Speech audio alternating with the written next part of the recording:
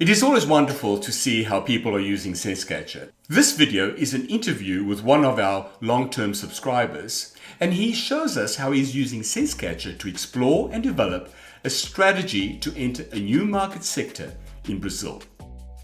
The original conversation was over 3 hours long, but I managed to capture the highlights in about 10 minutes to demonstrate how SenseCatcher is being used by Stefan and his team.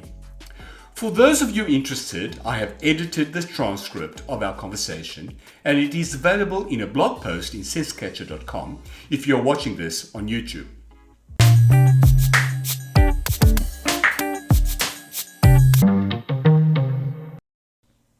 Hello, my name is Roy Martins and welcome to SenseCatcher, the app that helps you to simplify, map, explore and explain your thinking visually.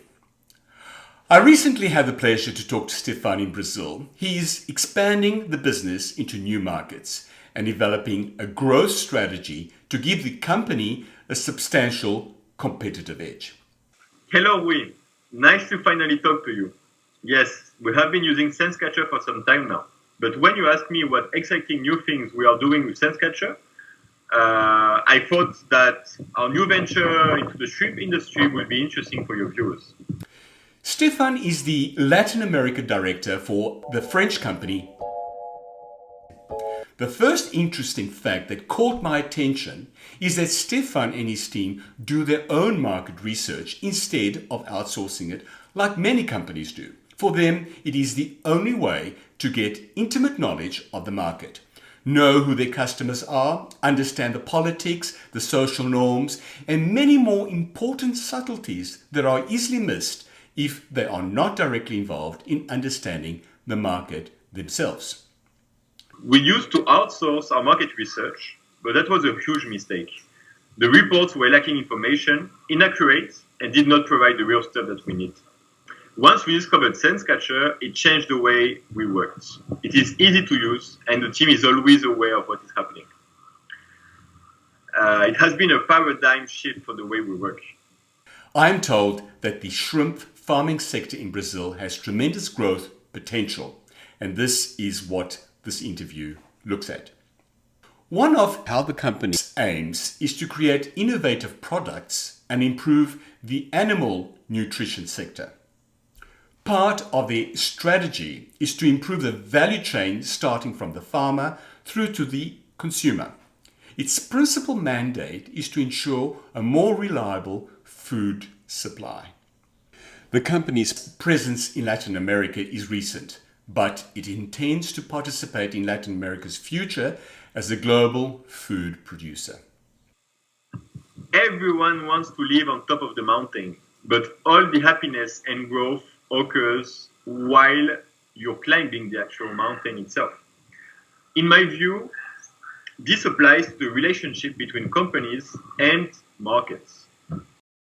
The company's South American team, led by Stefan, intend to participate in helping establish a resilient market with solid foundations that can be sustainable and respected by the community.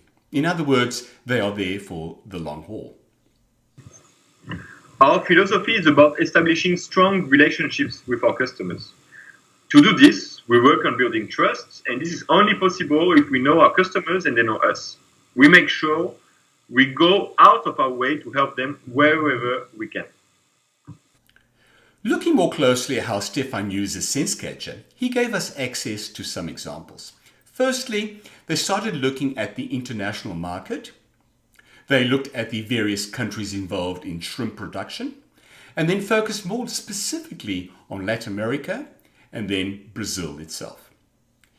Through the process, they were able to develop a solid understanding of the industry and in the process established valuable connections. To do this, they used SenseCatcher.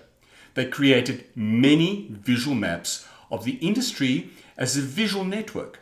They documented their findings with all the detailed records, essentially creating a rich database of their explorations. They mapped all the relationships, connections, and captured the complexity of the market, revealing all the stakeholders, gatekeepers, politics, opportunities, and problems. They took voice recordings and videos of their various conversations, site visits, meetings, discussions, interviews, and even their personal thoughts and impressions. They took photos of people, places, products, drawings, sketches. They were meticulous at capturing all the information.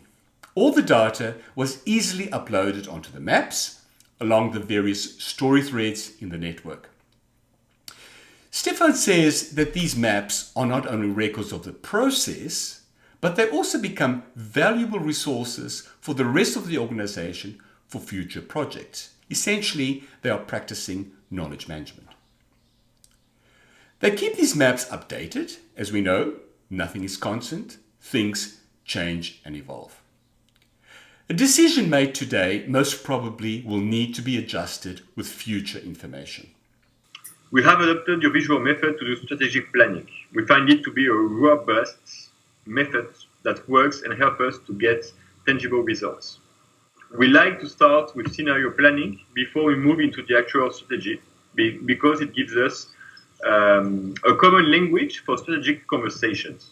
It allows us to look at the future in both negative and positive perspectives. The whole process allowed the team to develop a market strategy using scenario planning.